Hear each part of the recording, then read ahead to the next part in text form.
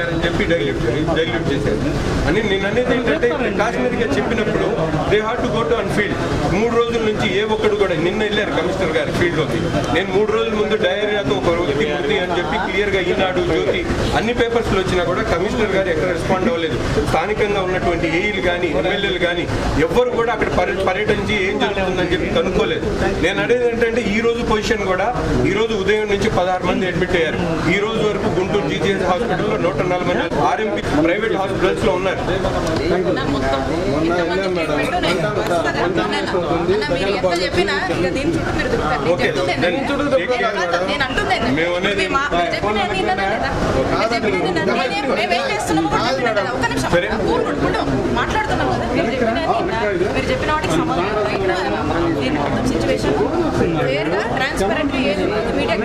Awareness కల్పిస్తాము. Awareness అవుతుందో లేదో మీరు కూడా చూడండి.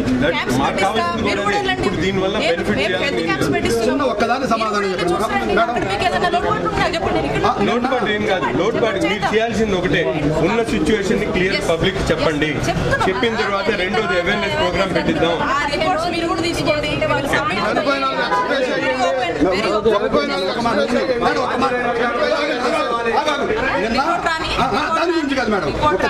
దాని గురించి కాదు మేడం. ఒక ఎస్టీ అమ్మాయి పద్మ అమ్మాయి అనే అమ్మాయి చనిపోయిన తర్వాత ఆ అమ్మాయిని వితౌట్ పోస్ట్ మార్టం పోలీసులు డాక్టర్లు పంపించే ప్రయత్నం చేస్తే నజీర్ గారు మేము అడ్డుకున్నాం. అది ఎంతవరకు న్యాయం మీరు చెప్పండి. కూడా చాలా లేదమ్మా,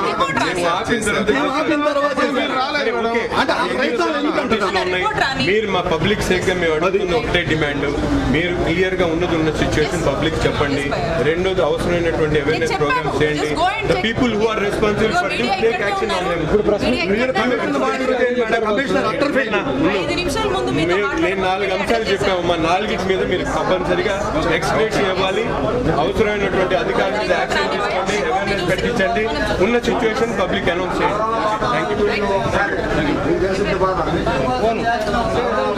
శారదా కాలనీ, సంగడిగుంట, శ్రీనగర్, అమరావతి అన్ని ఏరియాస్ రెగ్యులర్ వస్తుంది. సో మెనీ కేసెస్ అంటే కానీ జీజీహెచ్లో మినిమం కేసెస్ వస్తున్నాయి. ఒక 200 వార్డ్ జీజీహెచ్కి వచ్చింది. కానీ ప్రైవేట్ హాస్పిటల్స్లో ఆర్ఎంపీ దగ్గర ప్రతి చోట కూడా హండ్రెడ్స్ ఆఫ్ పీపుల్స్ వస్తాయి. కానీ దీని మీద ఎక్కడ కూడా ప్రభుత్వం వైపు నుంచి కానీ కార్పొరేషన్ వైపు నుంచి కానీ పబ్లిక్ క్లియర్ స్టేట్మెంట్ లేదు. నిజంగా వాటర్ కంటామినేట్ అవుతుంది, మీరందరూ జాగ్రత్తలు తీసుకోండి అని చెప్పి ఇప్పుడు కూడా ఎవరు చెప్పలేదు. నేను అనేది ఏంటంటే ఒకసారి మీరు క్లియర్ అనౌన్స్మెంట్ చేస్తే పబ్లిక్ వాళ్ళు జాగ్రత్త పడతారు. ఒకటి.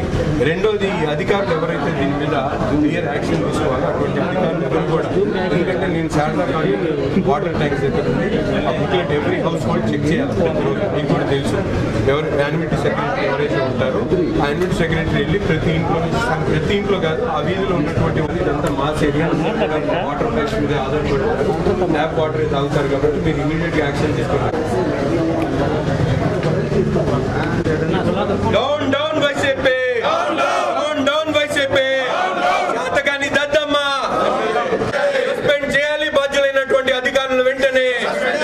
MLA down down Mustafa, Mustafa down down MLA Mustafa down down నగరపాలక సంస్థ, డౌన్ డౌన్ నగరపాలక సంస్థ, down down Mustafa, down down Mustafa, నగర పాలన down MLA Mustafa, Mustafa. Down down. అందరికి నమస్కారం.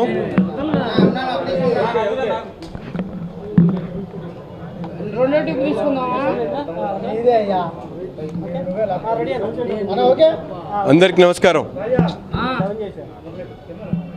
గత వారం రోజుల నుండి గుంటూరు నగరంలో మంచినీటి సరఫరా యావత్తు కూడా కలుషితమైనటువంటి పరిస్థితులు.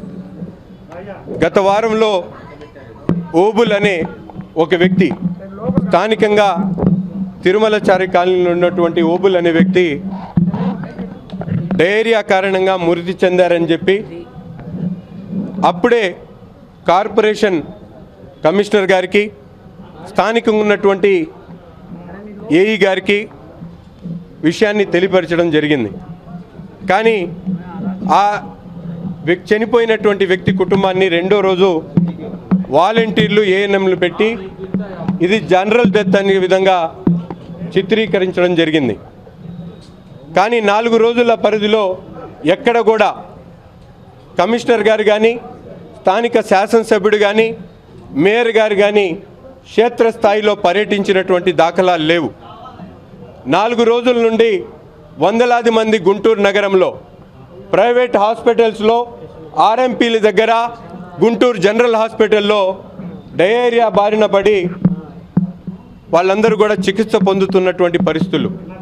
అంతేకాకుండా నిన్న 18 సంవత్సరాలు ఉన్నటువంటి ఒక ఎస్టీ మహిళ పద్మ అనే ఒక యువతి డయేరియా కారణంగా మరణించినటువంటి పరిస్థితులు. అనేక మంది మరణించారు.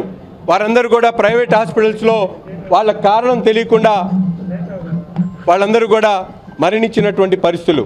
ఇప్పటికైనా అధికారులు కానీ, అధికార పక్ష నాయకులు కానీ, ఎమ్మెల్యేలు కానీ, మంత్రులు కానీ ప్రజలు క్లియర్గా చెప్పాల్సినటువంటి అవసరం ఉందని చెప్పి ప్రతిపక్ష పార్టీగా మేము డిమాండ్ చేస్తూ ఉన్నాం.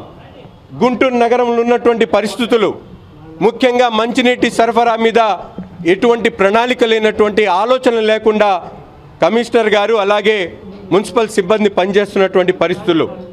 దాదాపు గుంటూరు నగరంలో 600 మంది డయేరియా వలన జనరల్ హాస్పిటల్లో చికిత్స పొందినటువంటి పరిస్థితులు. ఒక స్పెషల్ వార్డు పెట్టారు, కానీ బయటికి జనాలకు చెప్పలేకపోతా ఉన్నారు. ఇది డయేరియా వలన మీరందరూ కూడా ఇబ్బందులు పడేటువంటి పరిస్థితులు ఉన్నాయి, జాగ్రత్తలు తీసుకోమని చెప్పి ఎవరు కూడా మాట్లాడడం లేదు.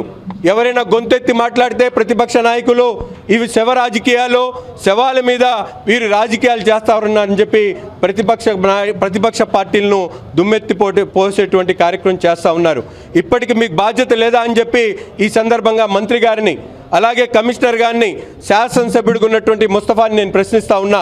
ప్రజలు ప్రాణాలు పోగొట్టుకుంటే మీరు ఎందుకని చౌకబారు విమర్శలు చేస్తూ కూర్చోన్నారో ఒక్కసారి గుంటూరు నగర ప్రజలకు సమాధానం చెప్పాలని చెప్పి నేను అడుగుతా ఉన్నా. చనిపోయినప్పుడు కూడా మీకు మనసు చలించదా అని చెప్పి నేను అడుగుతా ఉన్నా.